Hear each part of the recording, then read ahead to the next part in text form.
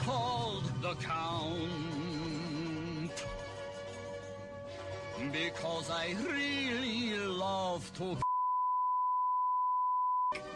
Welcome back to another episode of the GC Informer. I am Snowy, otherwise known as Count Fracula, and sorry for no news yesterday, but Vox had a lot of power outages in his building, couldn't do the news, so that didn't happen. And I'm going to put aside the rivalry for a second and just show some support, because the building he seems to be living in is run by a bunch of shits. We will start today with a bit of sad news about the game called Lawbreakers, which is basically Overwatch but cops and robbers, to the best of my knowledge. The game launched, I think it was a day or 2 days ago, and oh dear, it's gone a bit Pete Tong, really. While both the betas had okay-ish numbers, with peak concurrent being 7,500 for the first and 4,500 for the second, the launch day, its peak concurrent on Steam was 3,000, and that has only got worse in the last couple of days. In fact, it's now sort of averaging 2,000 as its peak concurrent per day. This is a great shame, because Lawbreakers looked like it had a lot of potential, but whether something went wrong with the marketing, because I remember there not being a lot of hype towards it, or something else entirely, this game has just sort of fallen out of the starting block and landed headfirst onto a spike. So yeah, that's a shame actually, because it looked moderately interesting, and it's not gone well. Fallout 4, the sort of big open world game of last year that is incredibly popular and also a little bit divisive in some areas, is getting its Game of the Year edition. Of course, all of you know what a Game of the Year edition is by now. It is a sort of re-release of the game with all the DLC expansions and all of the other stuff that have come with it before now, all in one nice neat little package. So, you know, things like the Automation DLC, what are the other ones? Nuka Island was one, wasn't it? Oh, Nuka World, sorry, and Far Harbor, and all the other little bits. All of those and the main base game, all in one nice little package. The reason I'm bringing this up is because the Pip-Boys are back, the Pip-Boy editions. Only in North America, but for $100 you can get yourself the Fallout 4 Game of the Year edition with the Pip-Boy.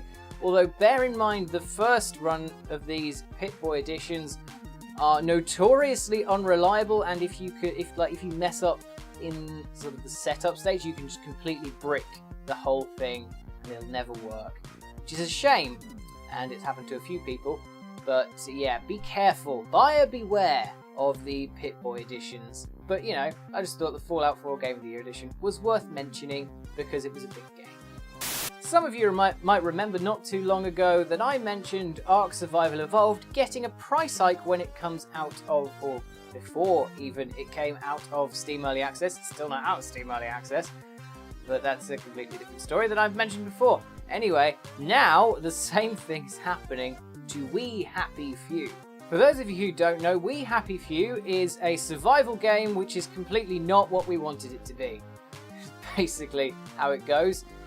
It was presented to us at E3, not last year, the year before, as 2016 or 2015, as a really cool looking sort of, you go into, like, you're in a town and there's all happy meds, and then you stop taking the meds, and it looked like it was a really cool narrative game, but it didn't end up like that, and it turned into an open world procedural survival game, which is not what we wanted, and apparently the mechanics in it were a heap of crap, so that's useful. While apparently some of these mechanics have been tweaked, I don't really see the justification for this price hike. It's gone from, what is it, $30 to $50.99, which is a fucking ridiculous and stupid price. Because the 99 is supposed to make it sound like less. So why would you go 50? Why would you not go $49.99? This is a pretty high price tag considering what you're getting, and it is still in early access with no signs of coming out particularly soon. While they do have a big update on the way, that's fine, but I'm yet to see what justifies a $51 price tag for this game, and it's a shame. I really wanted this game to be something other than it is, and I wanted it to live up to the potential that the premise had, but so far it's not done that. But you know, it's still in early access, they might well change it, and we'll see. Cool, I'm powering through the news today. Final thing I'm going to mention, Valve has announced a new game, and it's not what you want it to be, I can guarantee that. What it is, in fact, is a card game based on the Dota 2 series, and the only way that could have felt more like a kick in the balls is if it was a Half-Life themed card game. The game is called Artifact and is of course getting a lot of little sort of pokes to go, ooh, that's like Hearthstone, because let's be honest, it probably will be. And Hearthstone seems to be the sort of go-to spin-off game type thing. Because Hearthstone was a spin-off of WoW, and this is a spin-off of Dota. And Gwent is a spin-off of the Witcher series. So, you know, there seems to be a common theme at the moment, and I don't know if I like it or not. I'm not a huge fan of them. I played the Gwent beta and it was fine, but I don't know, I just never really got into those kinds of games, and this is set to be sort of another of those style of things. I know it's a basically just a given now, but we're never going to get Half-Life 3, are we? It's never going to happen. They're going to release other things. They're going to move on. Dota 2's like one of the highest grossing games, and just want a conclusion to the story. Just something.